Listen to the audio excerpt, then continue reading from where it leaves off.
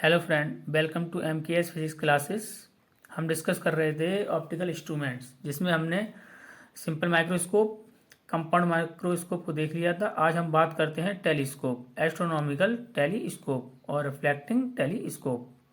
A telescope is an optical instrument use to see distant object.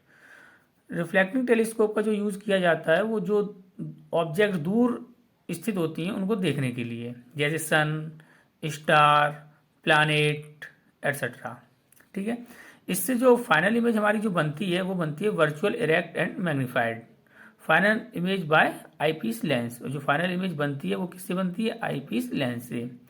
अब इस telescope की हमें मैग्नीफाइंग पावर को फाइंड करना है, तो मैग्नीफाइंग पावर का जो फॉर्मूला होता है visual angle formed by final image. कहने का मतलब फाइनल इमेज किससे बनती है? आईपीस लेंस से। तो जो हमारी आइज पर एंगल बनेगा उसी को हम बोलते हैं visual angle formed by final image, जिसको हम बीटा से रिप्रेजेंट करते हैं। विजुअल एंगल फॉर्म्ड बाय सब ऑब्जेक्ट सीधी जो हमारी आइज पर एंगल बनाती है उसको बोलते हैं visual angle formed by object, जिसको हम अल्फा से रिप्रेजेंट करते हैं। अब इसका हम फॉर्मेशन ऑफ इमेज देख लेते हैं। टेलीस्कोप में क्या होता है, जो हमारा ऑब्जेक्टिव लेंस होता है, जो ऑब्जेक्ट की तरफ रखा होता है वो लार्ज फोकल लेंथ का होता है, और जो आई की तरफ लेंस रखा होता है उसे हम आईपीस लेंस कहते हैं, जिसकी फोकल लेंथ स्मॉल होती है रेस्पेक्ट टू ऑब्जेक्टिव लेंस। अब हम बात करते हैं इस ऑब्जेक्टिव लेंस की। तो जो इन्फिनिटी से जो दूर से रेज आती हैं वो एक दूसरे के पैरेलल आती हैं, तो प्रिंसिपल एक्सिस के पैरेलल भी हो सकती हैं और प्रिंसिपल एक्सिस से कुछ एंगल पे भी हो सकती हैं।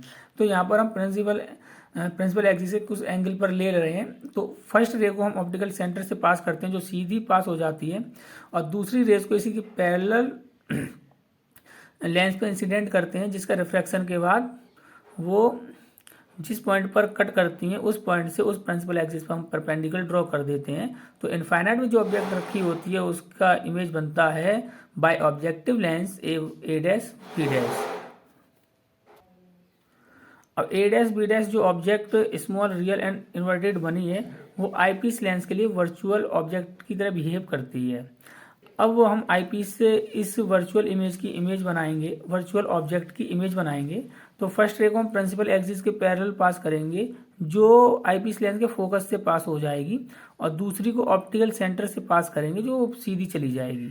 अब इन दोनों रेज को जब हम पीछे डॉट डॉट बढ़ाएंगे आगे आगे की तरफ, तो ये जिस पॉइंट पर कट करेंगी उस पॉइंट से हम प्रिंसिपल एक्सिस पर एक परपेंडिकुलर ड्रॉ कर देंगे। तो हमारी ये फाइनल इमेज बन करके तैयार हो जाती है, A double dash B double dash. ठीक है। अब देखिए इस लेंस के लिए ऑब्जेक्ट कहाँ पर है? इन्फिनिटी पर। इसकी इमेज कहाँ बन रही है? तो यहाँ से इस ऑब्जेक्टिव लेंस से ए बी इमेज की जो डिस्टेंस होगी वो क्या हम लिखेंगे? V nought. ठीक है। अब ये जो इमेज बनी है आईपीस लेंस के लिए वर्चुअल ऑब्जेक्ट की तरह बिहेव करेगी। तो आईपीस लेंस से ए डैश बी डैश की जो डिस्टेंस को हम लिखेंगे वो क्या लिखेंगे? You E. अब आईपीस लेंस से जो फाइनल इमेज बनी है तो आईपीस लेंस से फाइनल इमेज की जो डिस्टेंस होगी हमारी वो क्या होगी? V E. और यहाँ से फोकस की दूरी क्या होगी? F E. तो हम देखते हैं इसमें। अब देखिए ये ऑब्जेक्ट का अल्फा है और ये इमेज। ठीक है। अब हम इसमें अगर हम इसकी बात करते हैं, अल्फा और बीटा क्या होते हैं? वेरी स्मॉल होते हैं, वेरी वेरी स्मॉल। तो देखिए ये टेन अल्फा इजकल टू क्या हो जाएगा हमारा? Tan alpha equal to A dash B dash upon ये डिस्टेंस, और यहाँ से यहाँ तक की जो डिस्टेंस है वो हमारी क्या है? क्या हो जाएगी? V nought. ठीक है।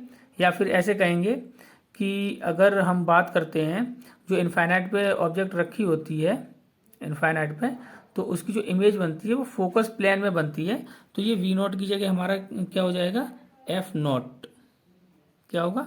एफ नॉट, क्योंकि इमेज हमारी कहाँ बनती है? फोकल लेंथ पर। अगर पैरेलल आ रही है प्रिंसिपल एक्सिस के तो फोकस पर इमेज बनेगी, अगर किसी एंगल पर आ रही है तो फोकल प्लेन में हमारी इमेज बनती है। ठीक है। तो हम क्या लिखेंगे? Alpha tan alpha approximate alpha equal to A B upon यहाँ से यहाँ की डिस्टेंस क्या हो जाएगी?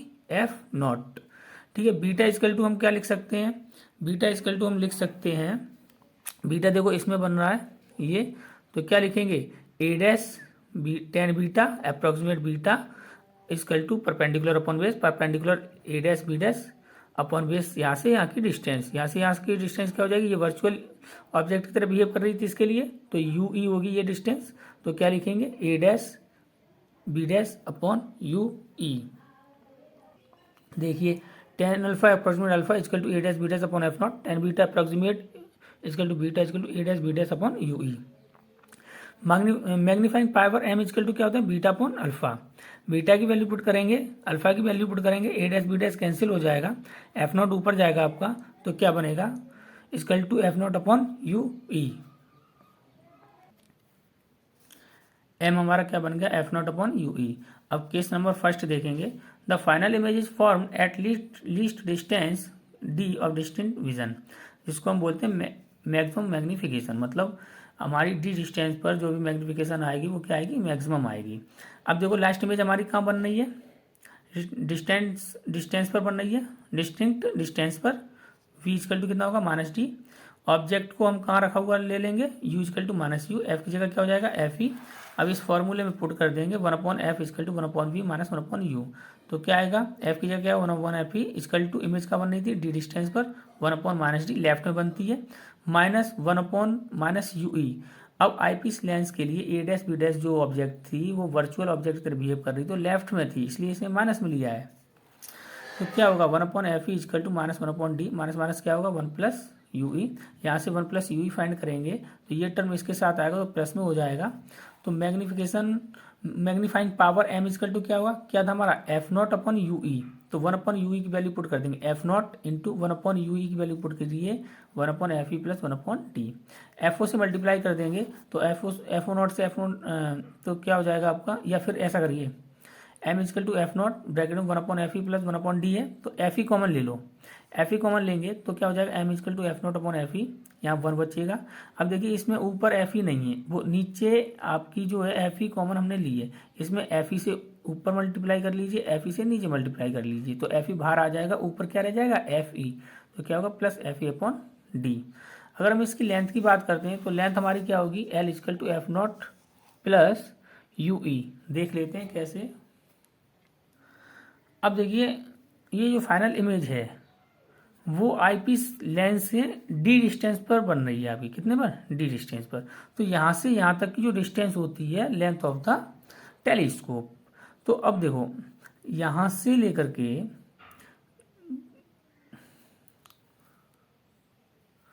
तो कहने को यहाँ से यहाँ तक की जो डिस्टेंस होगी वो क्या होगी, लेंथ ऑफ टेलीस्कोप।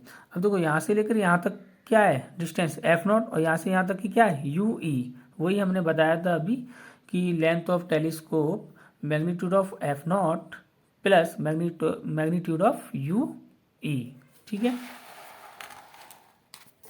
देख लीजिए F nought plus U E.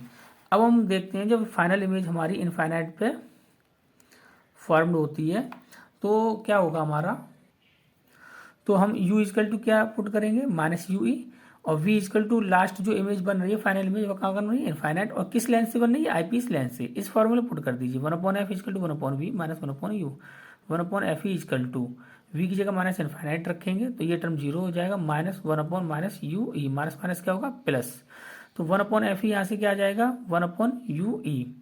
अब हम यहाँ पर पुट करेंगे वैल्यू वन यू ई की वैल्यू पुट करेंगे, एम इजकल टू क्या था एफ नॉट अपॉन यू ई, और वहाँ का मतलब क्या है वन अपॉन यू ई, और वन अपॉन यू की वैल्यू क्या है वन अपॉन एफ ई, या फिर ऐसे समझ लीजिए यू ई इजकल टू किसके होगा एफ ई के, तो एम इजकल टू क्या होता है F nought upon U E, तो यू ई की जगह क्या पुट कर देंगे एफ ई, तो मैग्नीफाइंग पावर इजकल टू क्या है F nought upon F E, length क्या हो जाएगी इसकी L equal to F nought plus F E. अभी देखते हैं इसको, देखो फाइनल इमेज जब वो इनफाइनाइट पे बनती है तो हमारी आइज जो है रिलैक्स पोजीशन में होती है, जिसको हम बोलते हैं नॉर्मल एडजस्टमेंट।